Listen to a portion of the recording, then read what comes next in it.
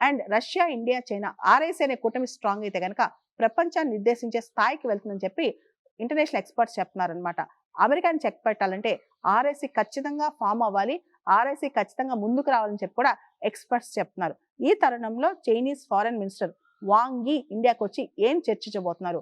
Only boundary talks గురించేనా, border issues గురించేనా, లేదా ట్రేడ్ ఇష్యూస్, లేదా డొనాల్డ్ ట్రంప్ టారిఫ్స్ ఇష్యూస్ కూడా ఆయన డిస్కస్ చేస్తారా? చైనీస్ ఫారెన్ మినిస్టర్ వాంగ్ యీ ప్రత్యేకంగా ఇప్పుడు భారతదేశానికి రావడానికి కారణం అఫీషియల్ గా అయితే boundary talks, 24th boundary talks అన్నమాట. భారతదేశం తరపున అజిత్ దోవల్, చైనా తరపున వాంగ్ యీ దీన్ని రిప్రజెంట్ చేస్తారు. ఇది స్పెషల్ రిప్రజెంటేటివ్ లెవెల్ టాక్స్. మనకు తెలుసు 2020లో చైనాకి ఇండియాకి మధ్య గాల్లోన్ వ్యాలీ క్లాషెస్ అయినాయి. ఆ తర్వాత లాస్ట్ ఇయర్ మనం డీఎస్కలేషన్, డిసెంగేజ్మెంట్ స్టార్ట్ చేసిన ఇప్పటికి కూడా మన బార్డర్స్ దగ్గర దాదాపు 50 నుంచి 60 వేల మంది ట్రూప్స్ ఉన్నారు. అయితే అసలు ఈ బార్డర్ ఇష్యూస్ డైలాగ్ ద్వారా సెటిల్ చేసుకుందాం అనే ఉద్దేశంతో ఇండియా, చైనా ముందుకు కదులుతున్నాయి అనమాట.